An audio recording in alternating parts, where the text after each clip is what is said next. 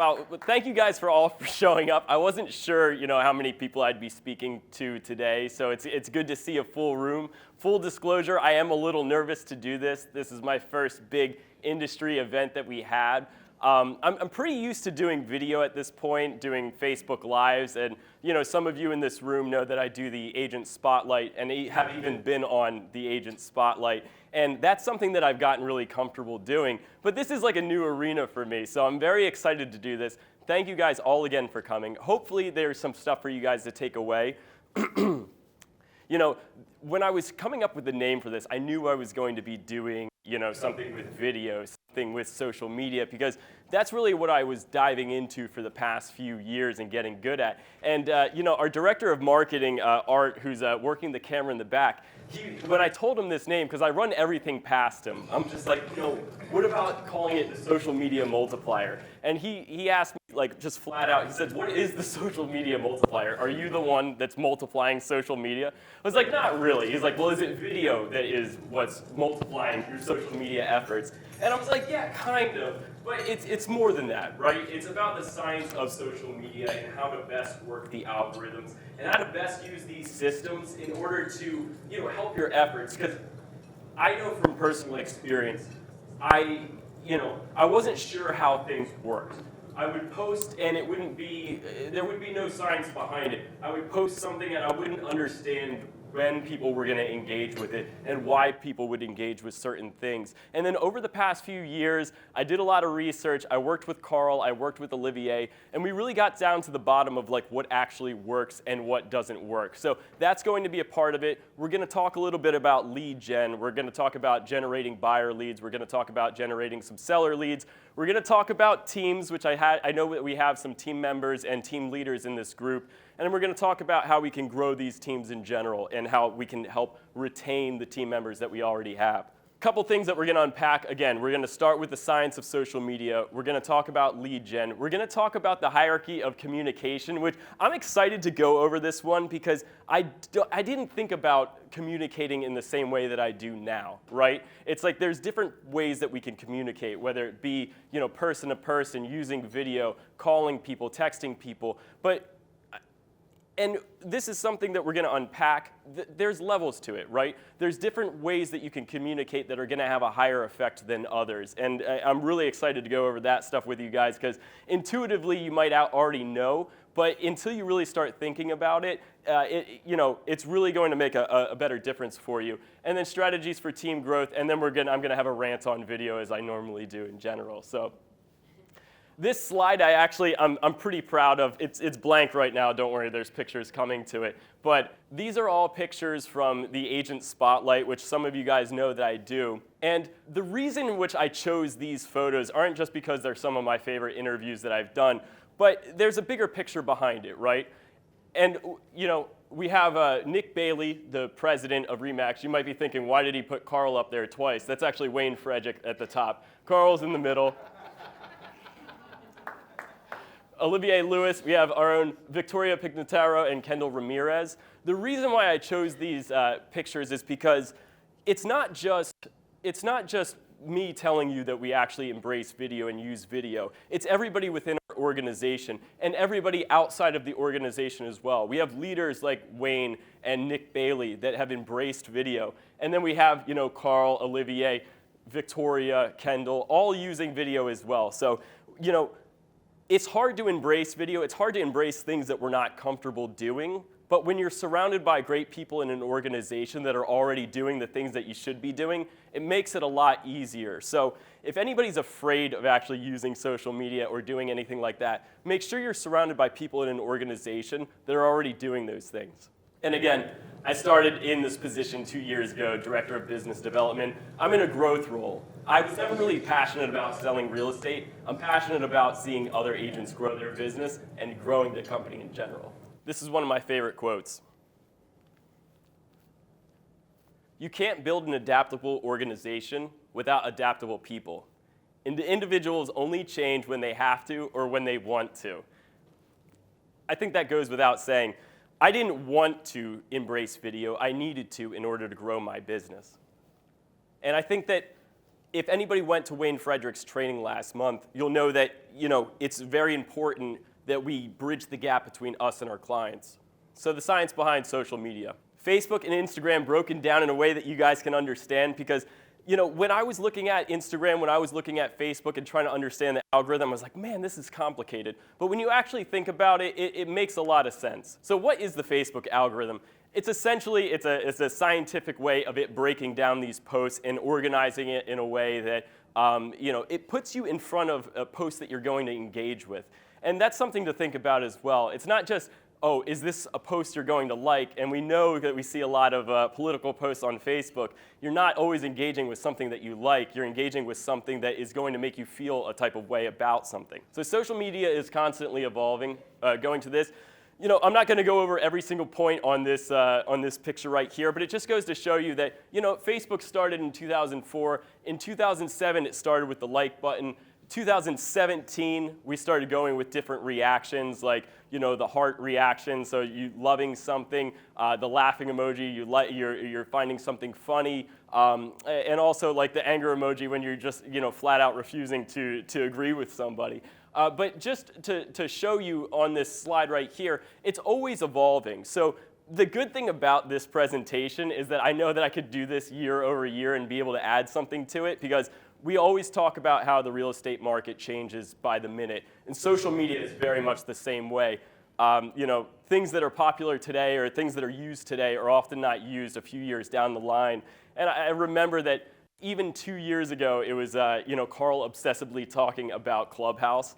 And we were all on Clubhouse for a hot minute, maybe like 2 months. I remember he started a room with it. It was me, Carl, and Olivier, and we're like, this is going to be the next big thing. And now I don't know anybody that actually uses Clubhouse at this point. So latest Facebook statistics. So the average reach for an organic post, and then we're going to be talking about the average engagement rate for an organic post. So just look at these numbers, and you're going to probably realize this too as you've been on social media for a long period of time. What's happening right now? Right? In 2018, it was 7.7% engagement or reach for an organic post. 2019, it went down to 5.5%. 2020, it's down to 5.2%. Where do you think it's going to be for 2021? Do you think it's going to go up, or do you think it's going to go down? That's what I'm thinking as well. Is that because less people are using Facebook? I would disagree with that. There's more people on Facebook than ever. What is actually happening is that there's so much more content. There's so much more inventory of things happening. And with the algorithm in general pushing other things, that most people's posts are not getting seen by everybody. So I remember back in high school, I could post, hey, I went to the mall today, and I would get a bunch of engagement from that. And why? Because there wasn't as much that was going on. There wasn't an algorithm that was so complex that it was taking people's opinions of something and then determining whether or not it was going to go in front of it. So I think it's important to realize that, yes, although a lot of people are on Facebook, just because you're putting something out there doesn't mean it's going to reach a lot of people. And we have to keep trying harder in order to get our posts reached to other people. Yes, Sharon? Do you think that Facebook kind of restricts who sees our posts as well, and before you know it, your group is getting smaller and smaller because of the algorithms? Yeah, and we're going to go into that. It's absolutely true. That the way that the algorithm works, depending on who you're engaging with on a regular basis, it's going to do that. It also, interestingly enough, it tries to create a balanced news feed, right? When you're looking at your news feed, you're going to see a mixture of posts. You're going to see a mixture of different types of media, like video, links to things, pictures, and whatnot. So what do you see most often? People are just doing a text post or a picture. That's why if you do a video, it's going to fuel that algorithm and say, okay, we want a more balanced news feed, and it has less videos to push, then it's going to put your video within other people's feed. You're going to get more engagement as a result of that.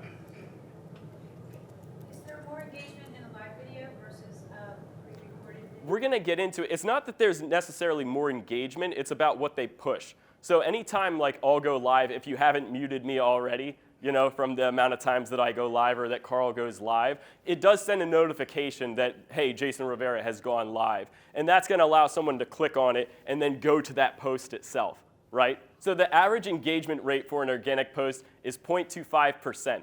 As of 2020, and I think that number is going to stay fairly stable. So I used to look at the amount of views that I would get for a video, because I can see on my end, it'll be like, okay, I do an agent spotlight, it gets 500 views, and I get like 50 likes or comments on it or something like that, and I'm like, oh man, that doesn't feel like a lot of engagement. But as I look into the average engagement of an organic post in general, I'm just like, those numbers are actually not so bad.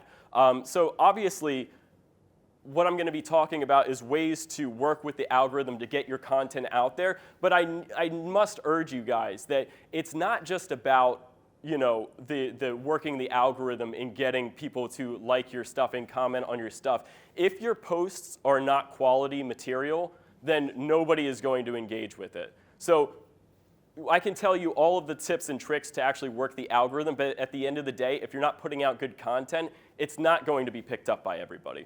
So Facebook algorithm in 2021, I'm going to break it down a little bit. It takes all of the posts within your network. So the people that are in your group, if you have 2,000 Facebook followers, it's going to take the total amount of posts that are within that, and it's going to calculate that as the inventory. So the inventory of the amount of posts that are in your network. And then after that point, it's going to determine what you most likely are going to like and not like, run it through another algorithm on top of that, and categorize it based off of various things. So obviously the algorithm regards posts based off of your past behavior, runs a neural network to score the remaining posts, and then create a hierarchy for what it thinks you're going to like and dislike. And then it's finally going to rate it as a cross-section between the different media types, obviously. So if you want a more balanced engagement rate, you have to be posting multiple things, not just video, but also pictures, and also make sure that you have long-form text, which we're going to get into all that stuff. So Facebook algorithm ranking system, relationship with people in general. If you see me commenting or liking other people's photos, they're going to show up on my feed first, primarily. Anybody that I'm engaging with. And we're going to get into this more too, but if you're posting stuff and you're expecting engagement and you're not engaging with other people's posts, what do you think is going to happen? Not only are those people just not going to engage with you, but it's just not going to work in the way that you want it to. Like, you have to engage with people like you expect to be engaged with. We're not all celebrities. We have 10 million people following us that are going to engage with our posts regardless. No, it's like you're on this community of Facebook, and how would you act in a community in general? You have to build each other up. You have to engage with other people's posts. If you're not doing that, you're not going to get any of that.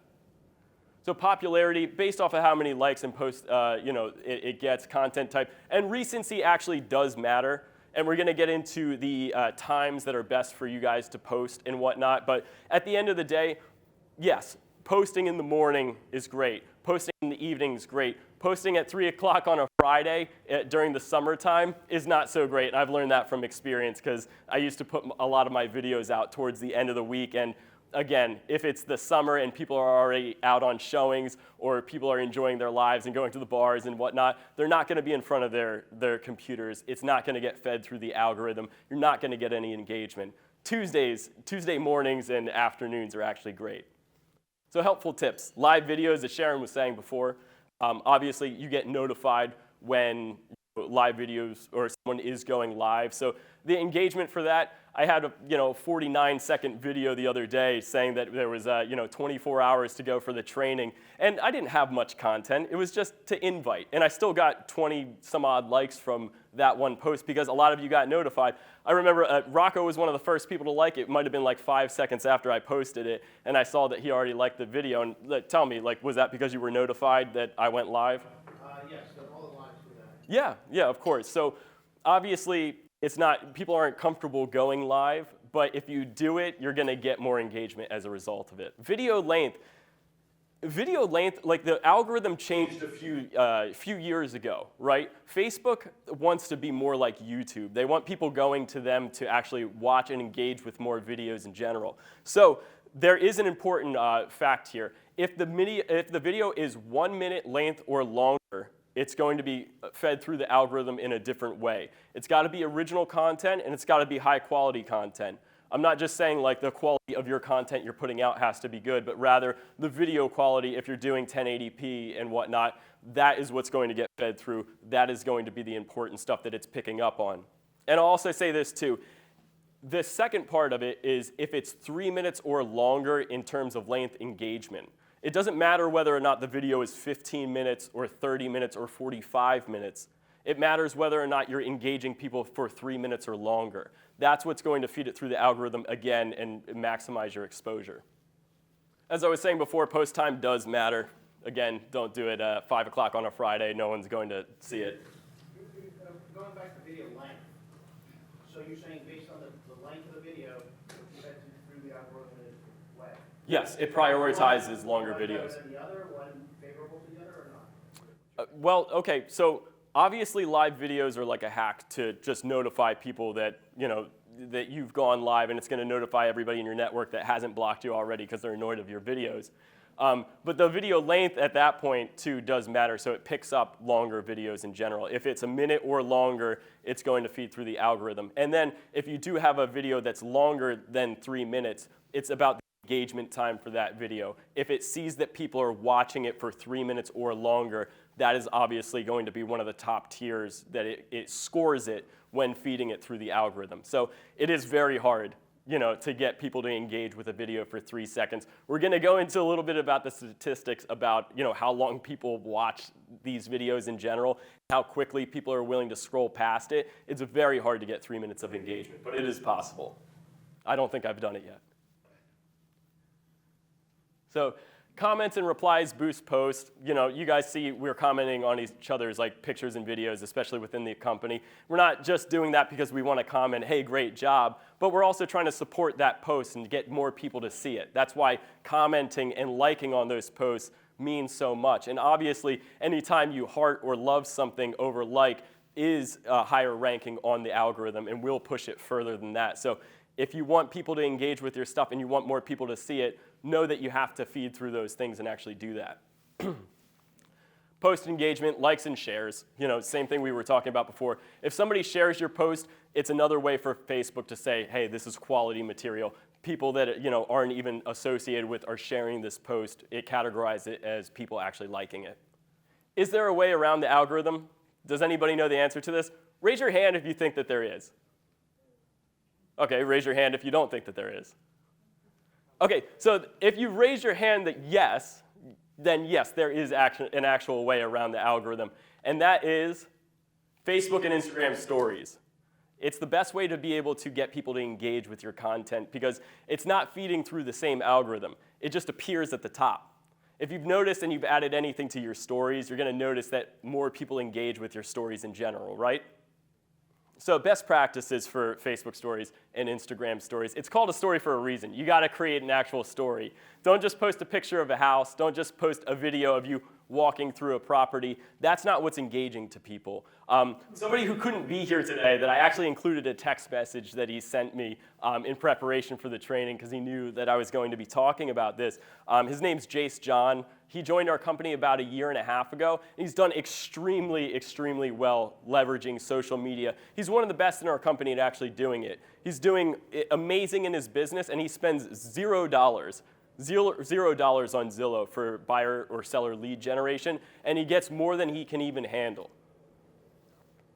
So he always says this too, ask a question or create a poll. It gives you all the tools to try and make yourselves interesting, right? So why are we not asking questions in these stories and trying to engage with people? It gives you those meters to be able to slide for a reason. It gives you a yes or no answer. When you're walking through a property, rather than just saying here's the picture of this house, why wouldn't you go into the kitchen and say, do we like this kitchen or not?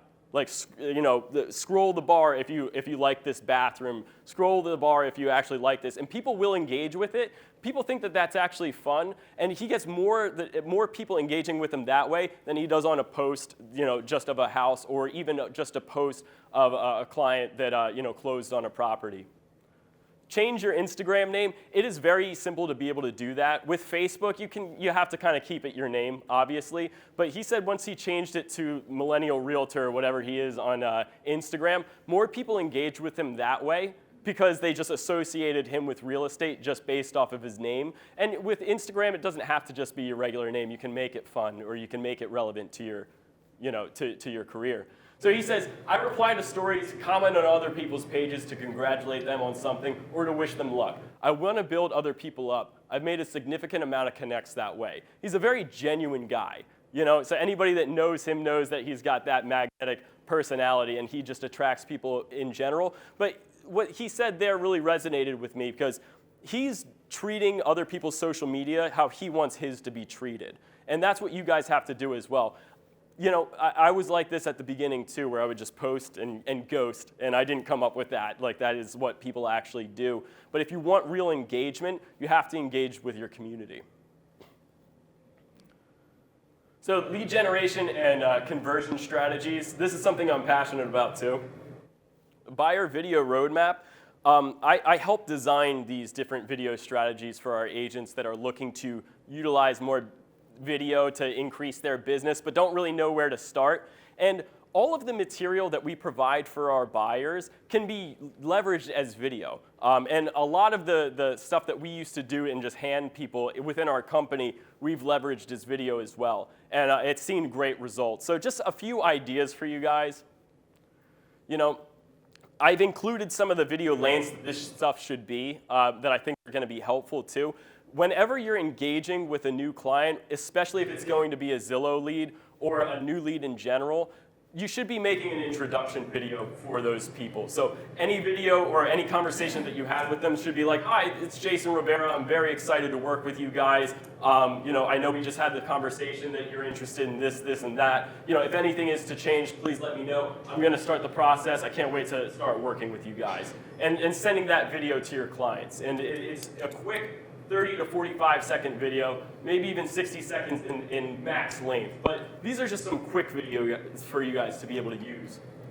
Getting pre-approved, like how many times do you have that conversation with someone in person and it just doesn't land? You forget to have that conversation and then you send them a text or you send them an email saying, hey, have you gotten pre-approved?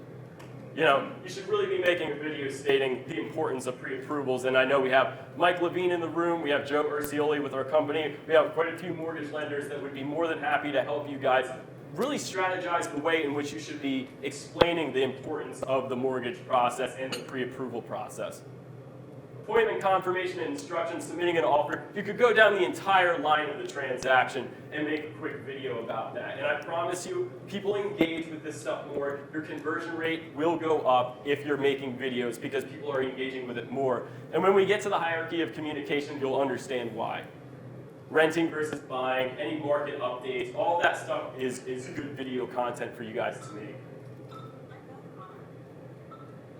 Seller lead generation strategy. I know that you guys are probably a little bit more interested in this than the buyers. I've seen and implored people to use these strategies before, and they definitely work. And some of them that I haven't seen anybody do yet, but I would be excited to have someone see. So proactive CMAs, you guys have heard us talk about this before. It's essentially just proactively going to a client, creating a CMA for them, doing a screen record or a video record of you explaining what their home is worth, and then just sending directly to them. Even if it's unprompted, even if they didn't ask for it, you can say, hey, listen, you know what, the market across the board has increased by 30% over this past year. I just wanted to let you know that your home is worth X amount. If you're interested in selling your home, or if you're interested, or maybe you made a change that I'm unaware of that would affect the value, please reach out to me and I'd be more than happy to update this for you. FSBO, Facebook, or YouTube page, we have a lot of material for sale by owners and expireds, right? And we have these different campaigns for you to be able to mail stuff to people or call and follow up with them. I haven't really seen anybody, maybe there's somebody in this room that could be proving me wrong, but it has a Facebook page or a YouTube page.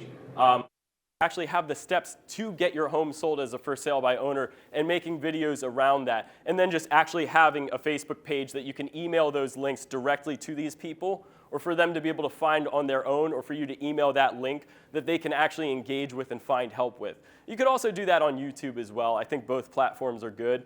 But having all that information in one place for them to be able to use. And then if you have an email or a CRM program that's going to automatically send out to these people, once you have their email address, that's the drip campaign for them. You don't have to keep making different videos for different people. You can if you want to, but they should be bankable videos that you have sent directly to these people.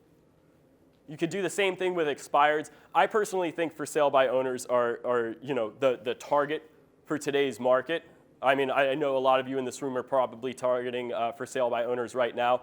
And if you're not using video to leverage those, especially in a competitive market like this, you're not doing things to the fullest extent, in my opinion. Past client Facebook groups, you should be utilizing video and creating Facebook pages based off of that as well. Market updates, how to get your home ready for sale. These are all just like small video ideas for you guys to be able to post. But I know a lot of people have problems with thinking of content. I struggle with the same thing. There's plenty of websites out there. Coffee and Contracts is one that one of our team members or one of our individual agents that I hired, Alina Garrison, uses. And it's a calendar with everything that you need to do for that month. It gives you ideas. You don't have to do everything on the list, but if content is what you're struggling to do and keeping everything organized is what you're struggling to do, coffeeandcontracts.com is a great place to start. I don't know how much it is. It can't be that much. Alina's paying for it. She's not going to spend a ton of money on that kind of stuff. But that being said, if content creation and adhering to the process is something you struggle with, coffeecontracts.com. The hierarchy of communication. So I love talking about this because I don't know why it just blew my mind when I heard this for the first time. But who here thinks that there's like a difference between having a conversation in person versus having a conversation on the phone? Have you ever really sat and thought about what actually works best? And how would you rank those communication skills, and how would you rank those interactions in general? Well, there's two ways. There's the old way, before social media, and then there's the post-social media era that people are engaging with. So how should you communicate with clients? So the old way, the primary one, the best that you're ever going to do in general is going to be a face-to-face conversation. Can anybody guess why a face-to-face conversation is always going to be best? Trust factor. Sure. They get to pick up, yeah, right. I think the demographic of who you're speaking, your audience is important. Yeah. So the old way, someone a little bit older maybe will prefer that face-to-face. Yeah. The younger audience might prefer the text. I would argue that everybody is going to have a better chance of conversion and communication face-to-face because there's different factors, right? You can see me, you can read my body language. You can probably tell I'm still a little bit nervous to be up here. But in general, you can absorb more information. I'm giving off more information because you can see and you can hear me. So that's always going to be the best communication. If you could do it face-to-face, people do recognize that and feel the connection in that way. When you do a phone conversation, obviously you could still hear the inflection in someone's voice. You can still hear the conversation. You can still say oh, maybe they took that in the wrong way. Let me explain myself, rather than putting it into text and not knowing how somebody's receiving that information. But a text message is more direct. So you get to have that quick conversation. If there is anything that needs to be clarified, it's easier to be able to communicate. If you send an email to somebody, they take that, they'll read it whenever they read it, because people don't get to their email as fast as they do to their phone. And then however they're absorbing that information, however they're engaging with that, I know I've gotten an email, I know Jeff's gotten an email, that you take a certain way, and then when you speak to them on the phone the next day, they might not have meant it in that same way, but you took it in a different fashion. So it's just not a great way to communicate. Wayne Frederick told me to put smoke signals up there, as being like the lowest form of communication. He thought that was funny. I happen to agree with him. The new way, face-to-face, again, is always going to be the best.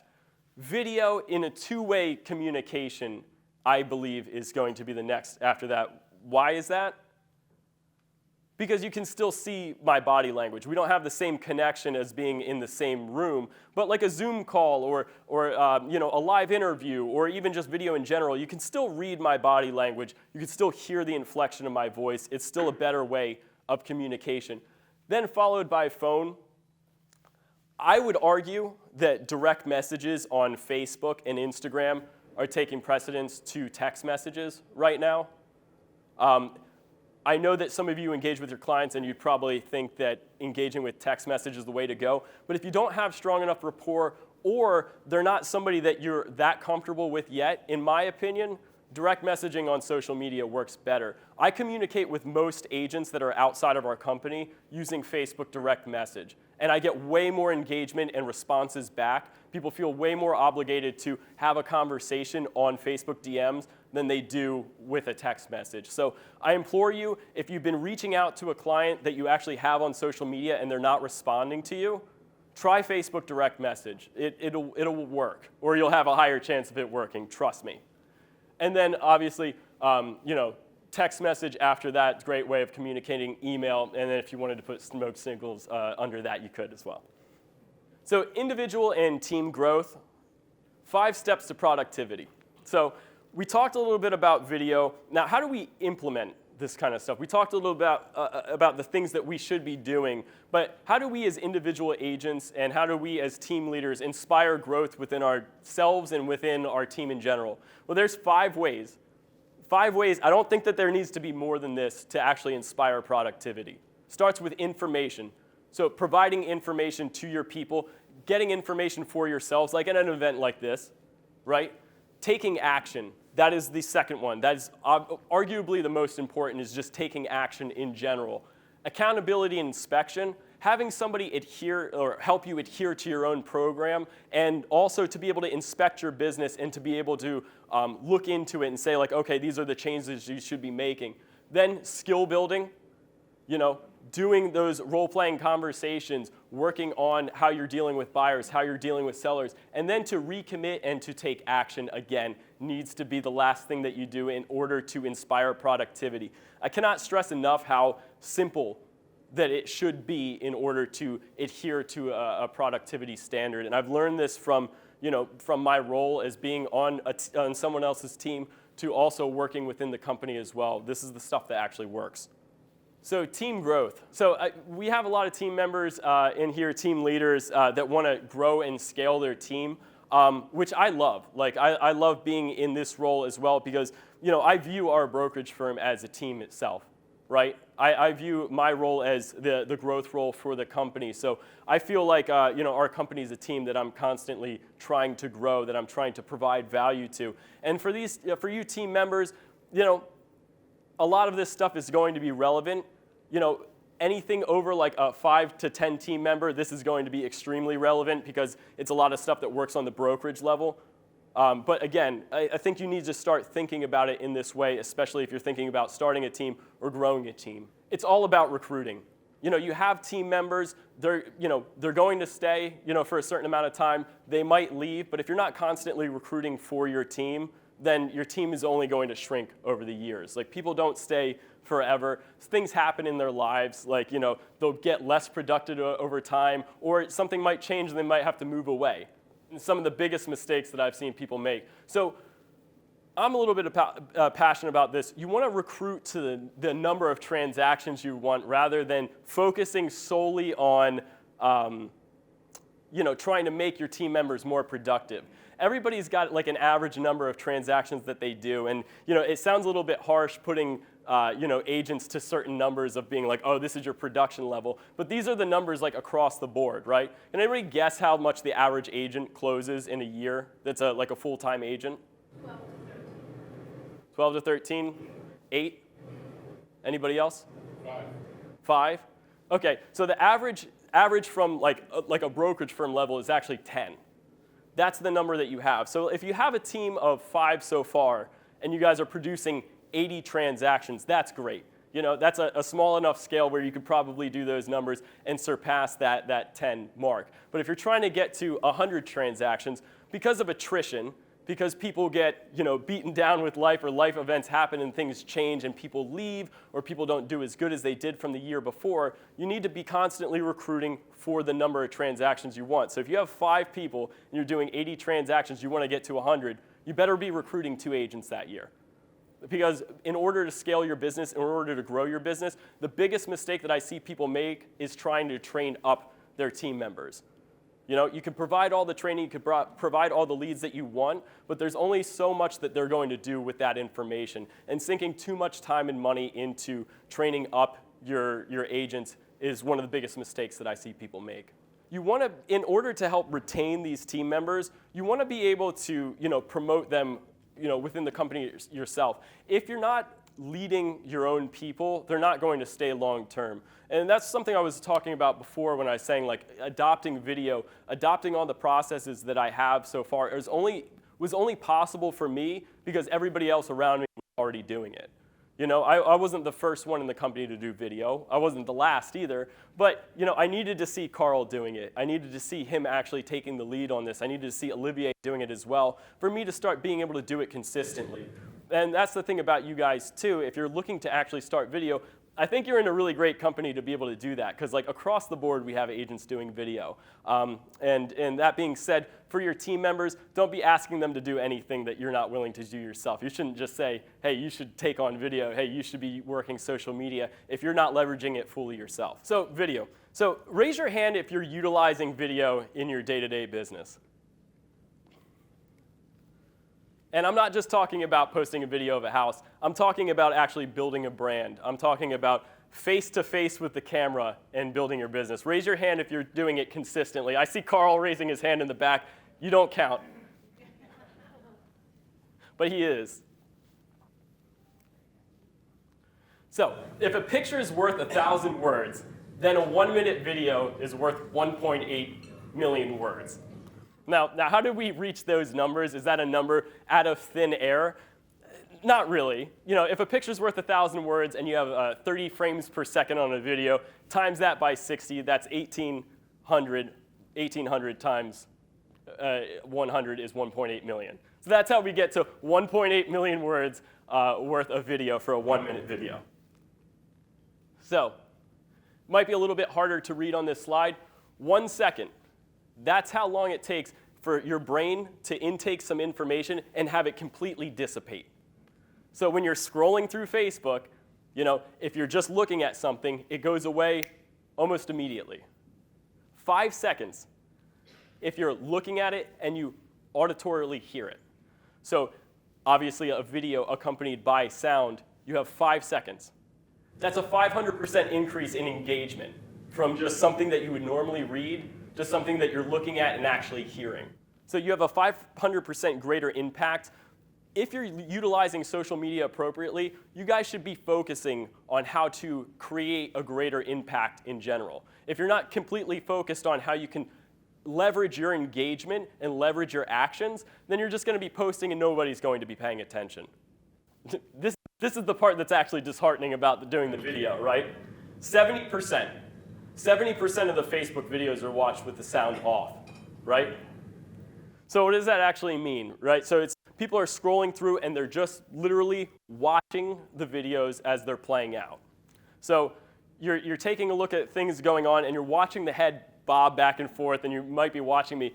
But what is actually the main thing that's going to keep people engaged with that? Well, it's the people that are going to actually leverage long-form text and long-form text conversations paired with that, which is why you guys are probably noticing that we do these long-form texts on top of the videos as well. Long-form copyright, I think, is completely underrated. The type of people that are, the people that are actually leveraging video, that are also leveraging long-form copyright, are the ones that are going to keep winning at the end of the day. And I didn't get credit for taking that photo, but I did. I think that's a great photo of Carl, by the way. But this isn't a video. This is a still frame shot, right? And what did he do? This is the text that he put above that picture, right? And what does it do? It tells a really good story about how he gets started in the business and how everything he's done up until that point has helped him build his career to this point so far. And he got 220 likes and hearts on that video. I'm one of them, as you can see. So what does that stuff actually mean, right? It kind of ties everything that we're talking about together. If you're not creating quality content, people are not going to engage with it. Yes, video helps you get in front of people, but it's not going to be the thing that makes everybody like and heart on your videos. Yes, Sharon? Jason, not to interrupt you, but how do you do that? How do you do what? The long form copyright. Sure. Like anytime you post a video or you post, a picture or you make a post in general, you can write as long as you want. Usually you see up into that point where you can see he stopped putting emojis, right? And then you have to click to see more. People click that see more all the time. If they see that you're actually engaging, if you're posting emojis, if you're trying to strengthen your engagement. And if you've ever received an email or a text message from Carl when he's in a rush, like you'll notice that he might spell something wrong or something like that, and he's just trying to get this information out there. And then he might post something like this, and you're like, he's a literary genius. Just to chime in on that is, so I never post anything without seeing see more, because I want somebody to hit see more to what it is. And if you see how I post, I space everything out. Because if you do one long post and it's just one big paragraph, nobody's really going to engage with it. So I'm a terrible writer. I have a master's degree, and my brother, when I was in graduate school, used to have to edit my papers because he is a published poet. Very different. But what I do is I use an app called Otter, O-T-T-R. It's used by a lot of authors. And what I want to write is I say it, it'll transcribe it into text, and it's a free app.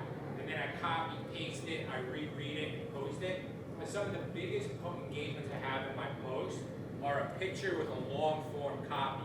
I did another one 2 weeks ago with Olivier, talking about our 4-year anniversary of our Cranford office. And I got hundreds of engagement, I got a ton of engagement on that. So, and then what I do is if I post something like this, what I'll do is one day when everybody comments, I'll go through and love the comments, and then a day later I'll respond to some of the comments, a day later respond to some of the other comments, a day later respond to some of the other comments, and you're just boosting it back up through the algorithm. So Carl, you didn't actually sit here and type in all that, I guess. That one I did. That one I did. But a lot of times you use Otter. A lot of times I use Otter, I copy and paste it. If it's a video, I then use a service called RAV.com. Jason, if I'm getting No, please, go ahead. RAV.com, and it will transcribe my video, and then I just copy and paste it, because not everyone's going to watch the video. But some of the biggest engagement posts I have is things off that. And I'm pretty meticulous about when I post. I'm usually posting at 7 a.m. to 6:30 a.m. I do live videos at 5:30 a.m. There's a lot of people that are following me. I want to show that I want to lead by example, and that I'm already getting after it at 5:30 in the morning. Because you can tell people or you can show people. Right? Marketing is showing people what it's like.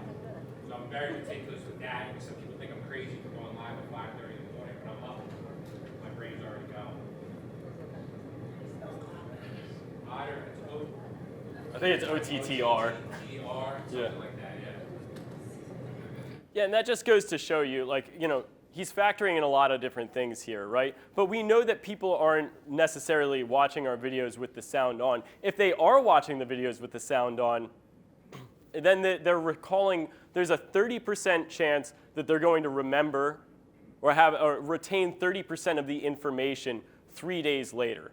That's 30% chance to be able to increase your market, increase your authority within the community, increase your brand in general. And he talked a lot about what I wanted to talk about this post, but he created a story around it. And what we were talking about before, it can just be a picture, but if you're not creating an actual story, if you're not engaging people in general, your posts are not going to be getting the same engagement. Yes? How long is long form? When you say long form, how much content is differentiated? Yeah, that's a great question. I'd say once you get through the see more, if you're actually, a post like this, you know that this is long form, right? I would say anything that's in paragraph form, that's telling an entire story that you have to read through and space out like this, that's what I'm considering long form. Because what do we know from Twitter? What do we know from all these other Facebook posts? That people are posting maybe a sentence, maybe 2 sentences, right? But if you're not creating a story or you're not creating text on top of the videos, because 70% of people aren't watching it, the real way to get them to engage further, if they're not going to listen to it, is to have them read it. And they will read it if they see more there. Yes, Jeff? Something I just found that you're able to do, I don't know if you can do it on an iPhone, but on an Android. Let's hear it. You can actually go to a advanced setting. It's called live caption. Yeah. And as it's speaking, it's automatically putting the words into your video. Yeah, absolutely. Absolutely. So if it's popping up and that person has closed captions on, we also add like a lot of the captions to the videos as well, and that's a great point. That's something that helps out with a lot with engagement as well. But people, the copywriters, because you don't want to just have the video say what it's actually saying, because it's probably not as well thought out. Like if I do a 5-minute video or a 10-minute video, it's not going to be as concise. If you're going to be really utilizing copyright, then you're going to be distilling down the information into something that is readable, that is something that is actually engaged. There's not like one sentence of this that is not engaging for it, and that's what you guys have to be doing with your social media, with your leverage. I just want to chime in on one other thing. I really got obsessed with my copyright. So I spoke on stage in Nashville, Tennessee before the pandemic. And one of the other speakers on the stage, his name is Ryan Stewman. They call him the hardcore closer. And he's obsessed with copyright. Now listen, if you follow him, I don't agree with everything he says in his copyright. He can be pretty polarizing. But the reason I follow him is because his copyright is the best copyright I've ever read for sales. And Ryan tells his whole story about being a 2-time felon. I mean, he spoke. Luckily, I didn't follow him on stage when I spoke in Nashville because he was really good. I spoke before him, but he was very powerful and he's really good copyright. So I learned from what others are doing. And a great way to use this is, who here sees pictures of agents putting up just sold, just listed, and they put a picture of somebody holding the key, whatever else. What I encourage agents to do is tell the story of what it was like working with that client and do it in a long form. I met Sally at an open house 3 years ago, not knowing what to do and how to buy a house. And obviously, don't say anything that's personal that's going to ruin your relationship with that client. But I know Rocco has gone really deep into that since I've talked, since him and I have had that discussion about going really deep on the story instead of putting just sold, and it's generated leads for Rocco. Just on how he's just making a small way on how he's posting, congratulations, you just closed. Tell the story. So my long post here is me telling the story. And it's not just talking about all the upsides of my story. It's I always talk a lot about the downside of my story and the losses I've come across. But people love a story. So get obsessed with your, I am obsessed now with our copyright. You gotta get obsessed with your copyright on social. And I think that that's one of those things, and Carl, would you agree with this, that copyright is equally as important, maybe more important than just video itself? It's hand in hand. Yeah. 300%. Yeah. So really focus on your content, guys. Does anybody have any questions about anything that we went over? Yes, Rocco. What do you mean by multiple countries? Is it the text itself, or is there a format? Jason, can you repeat the question? We can't. Yeah, he's asking what we mean by long form copyright. It's just a term. It's just a term to be able to describe the process of writing things out and making an engaging post. It should have hooks in it. It should have engagement. You're not just stating facts or anything like that. Long form copyright, you're obviously creating a story, you're creating engagement. And what's the best way to learn? No, not Google. Yeah, you could Google this kind of stuff, but follow the people that are actually doing this, right? Follow Ryan Stewman on Facebook. Follow Carl on Facebook. Follow Olivier on Facebook. All these people are actually good at doing it, and it's a skill that you actually build. And I guarantee it's going to be something that's taught in schools one day, especially for marketing. Yes? How does Facebook Watch fit into all this? Sometimes I'm watching a video and I end up in Facebook Watch.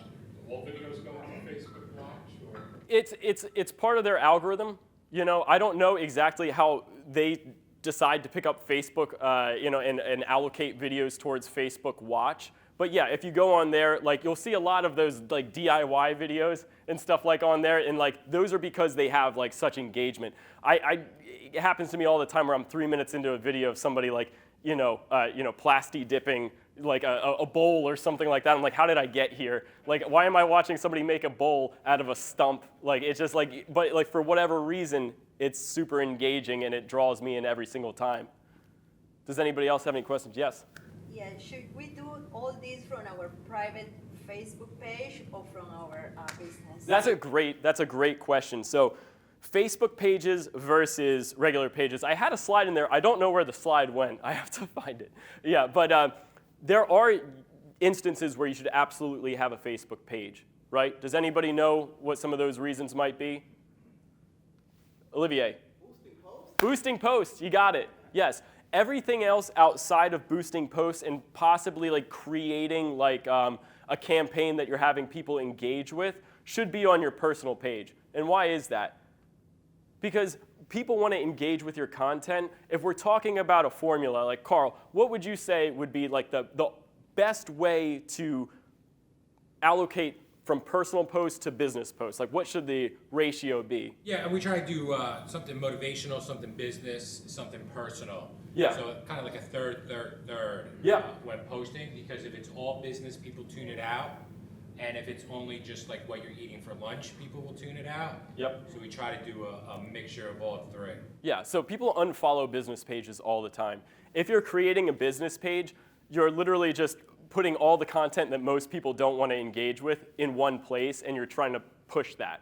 It should be a vehicle for you to be able to boost those posts, but outside of that, if you're not looking at your personal page and saying like, hey, I'm a realtor as well as a mom, or as well as a student, or as well as like this or that, you're all of those things. So your Facebook page should be a combination. It shouldn't just be you're only putting business posts on a business page. You should be showing people that you're constantly in the field itself.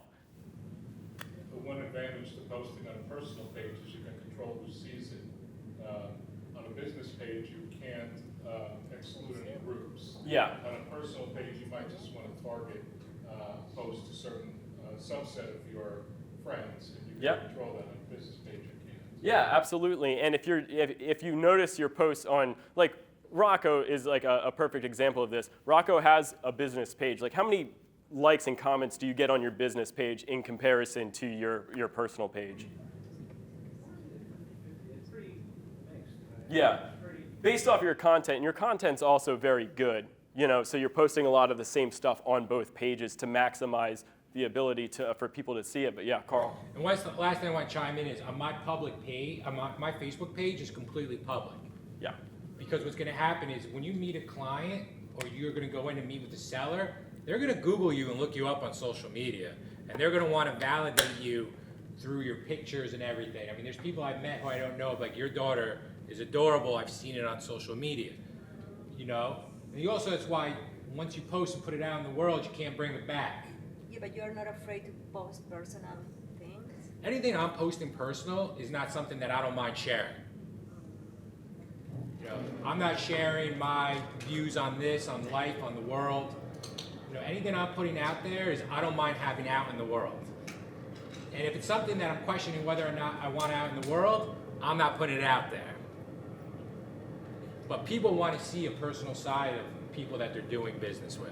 I'll chime in. I don't like that. People want to get to know you before they can like you and trust you. So the more they know about you, it matters so much. To Carl's point, I meet people and they talk about my kids and my family and nothing to do with me, because that kind of gives them who I am personally, aside from the business. But then you getting scams and things. Well, if you have a post that you really don't want to see, you can set that one post or anything to private, so it doesn't show up on the public feed. But what I always say is, look at your profile as if you didn't know yourself. So what I mean by that is there's a way in Facebook that you can see how other people view your profile, so you can set up exactly what people are seeing. I mean, I've even calculated down to the pictures I have in the 6 box on your Facebook. I mean, that's a whole other thing. But if there's something you don't want to see, you can mark that private, but you want to know how the public is looking at you so you can control what they're seeing. And he's actually very obsessed with that part of the process too, because if you'll notice, like he might have like a profile picture where he's looking very intense, and then that's juxtaposed by his banner where it's him smiling with his family or something like that. But he's both of those things. He's a businessman and he's a family man. This is how you guys should be approaching your social media. Jason, my personal page gets more engagement than my business page. Yeah. Yes, of course. That's my big issue. But why is that an issue? It's like you're both, a businesswoman, a realtor, and you're all of those other things that make you who you are as well. That's what we have to leverage. You're never going to get people to engage with your business post or your business page if it's just business. Based off of what we just talked about too. You know, we talked about the Facebook algorithm and like the type of content that it pushes. If it sees that you're posting a picture of your dog and also a picture of a happy couple that just bought a home and also a video, it's going to favor your algorithm. You're going to be favored in its algorithm rather. But if you're just posting house, house, house, house, like it's just like it goes stale and it's not going to get that type of engagement. So if you really want to leverage the social media multiplier, as we're saying, if you really want to leverage the amount of engagement and exposures that you can have, it has to be a balance between all those things. Does anybody else have any other questions? Yes? Between Facebook and Instagram, what kind of balance or results are they? I'll differ with those two because people go on both for different reasons. And Right, it's like, what's your age demographic on Instagram? Would you say that it's going to be older or younger than that of Facebook? Younger, I heard younger. Would everybody agree with that? You think you'd find a little bit more home buyers on Instagram?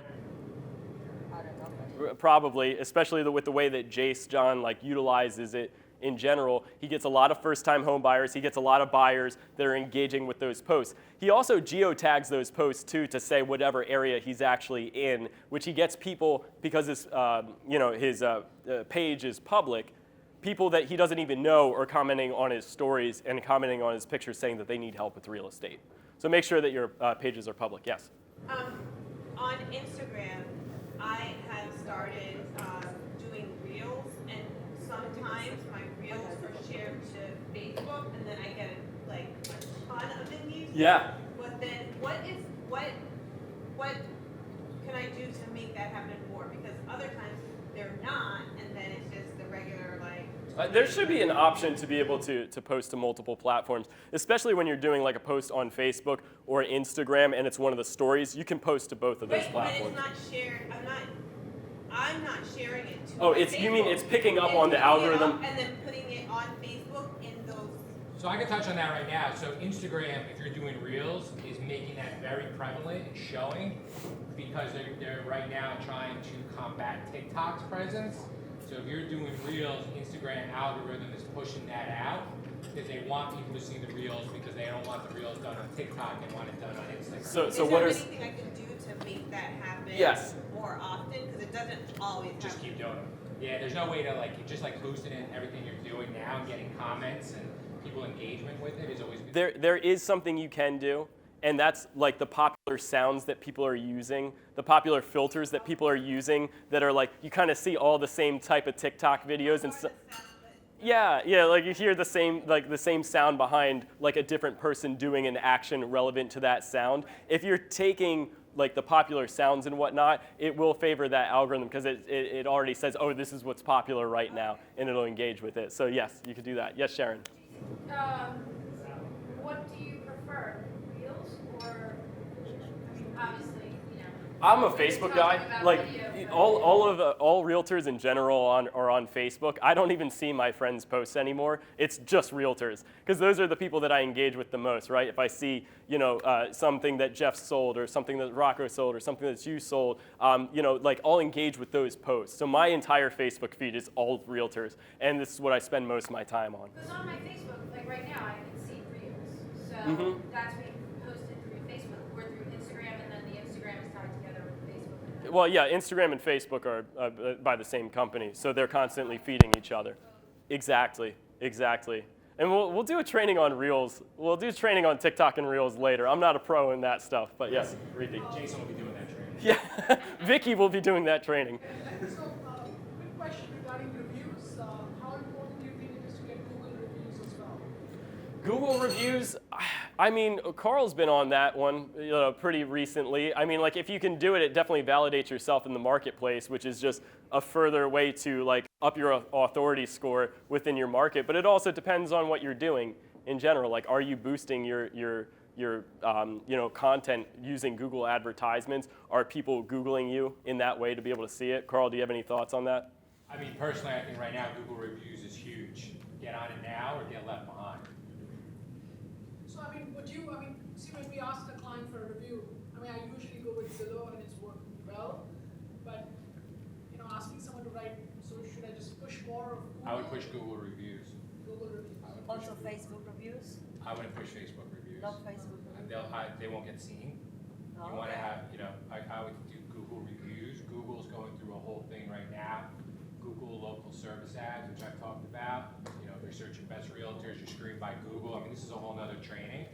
But you have to have your Google profile and you have to be getting Google reviews right now.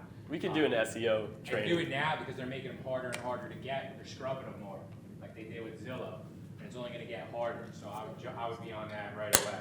Are you sending the link for Zillow to get, for them to type the review? Yes. So what a lot of agents are doing is they're just sending both links, just copy and paste the same review to both. Oh, okay.